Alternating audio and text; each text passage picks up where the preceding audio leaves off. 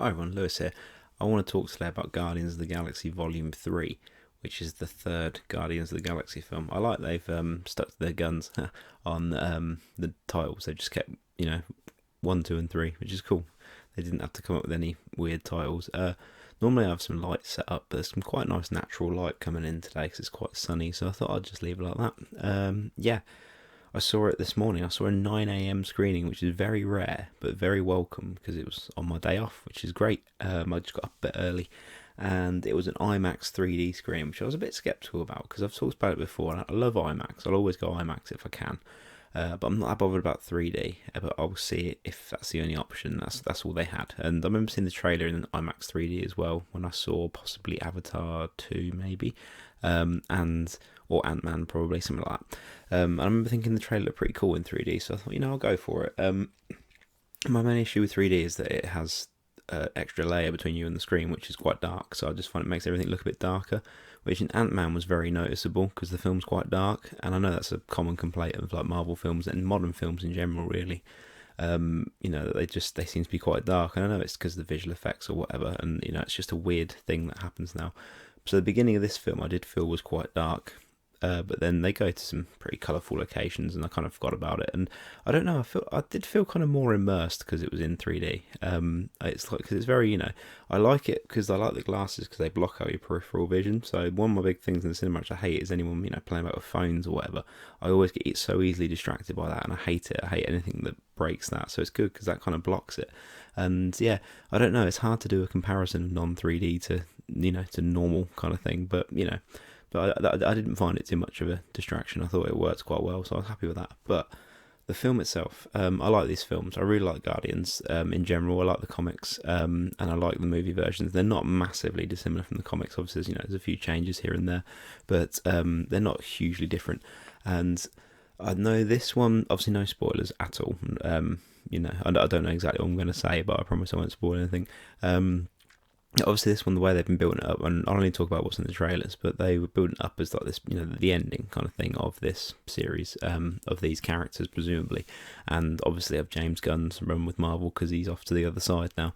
And yeah, so the trailers had quite an emotional sort of tone to them, so I think a lot of people were kind of going into thinking, right, this is going to be some heavy going, this is going to be some emotional stuff, and it is to some extent. Like I think ultimately I don't love these characters as much as I would like to, if that makes sense. Like I like them, and I like their comic book equivalents probably more, I think. And that's not just me being comics are better than films, because both have their merits, and I like different versions of different things anyway.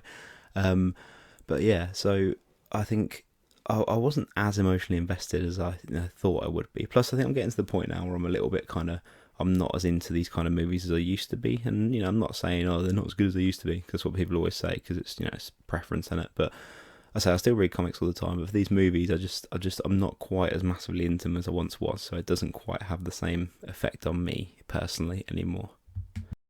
But yeah, I thought this was good. My only issue with it, and it's very much a me issue, and it is quite a big one to be honest, is as is clear from the trailers and what people have said about this, is very much like Rocket's story, which is great. Like I like that character, and they never really got into his backstory in the films and that. They've shown little bits and pieces, but it for me it was a bit too much. And I'm a big animal guy, and I'm not just saying that to say, oh yeah, I care more about these things than other people do, because I know everyone loves animals. Like only monsters don't love animals, but a lot of it's just I get what they're doing, and it's a good story. It works well, and it's kind of it gets you on their side, and you want to see the resolution, the redemption, that kind of thing.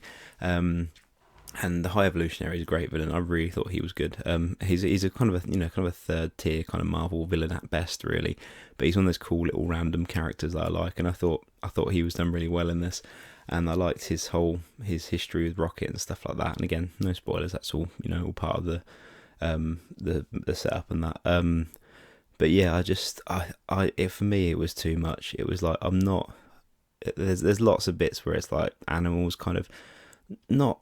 I mean, not too graphically being abused and stuff, but that is obviously the implication and stuff, and I just found that really upsetting. Like, I just it's one of those things. I found it really difficult to watch. Like, and again, it's not overly graphic. I mean, it's quite unpleasant. I think if you're going to take kids to watch this, I think it might be a tough one for some, more sensitive kids and stuff like that as well. I think there's going to be some bits, but I know they kind of want to get you on side with the characters and stuff, and you feel sorry, you feel sympathy for them and stuff like that, which works. But I just thought, this isn't making me feel too sympathetic. This is just upsetting, and I was just kind of like, I don't really like this. Like, anytime it would kind of go back to a scene like that, I was just like, I don't want to see this. Like, it made me emotional, which I like when a film makes me emotional. It's nice, it's cathartic, and it shows you're invested in it. But this was just, I just felt more upset than anything, and I didn't like that feeling. Like, when I finished the film, I think it all comes together well, but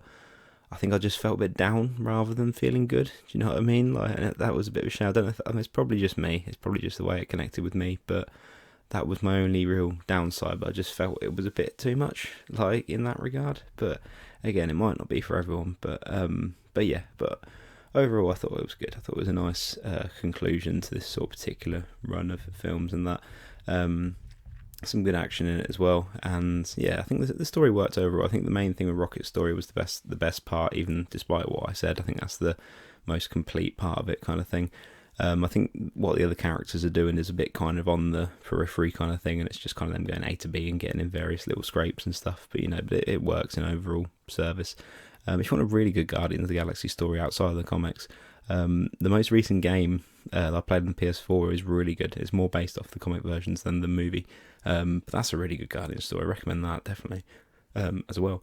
But yeah, that's my review of Guardians of the Galaxy Volume 3. Good, but a bit upsetting. So yeah, thanks for watching. Leave a like and a comment, and send me some money in the post. Thank you very much.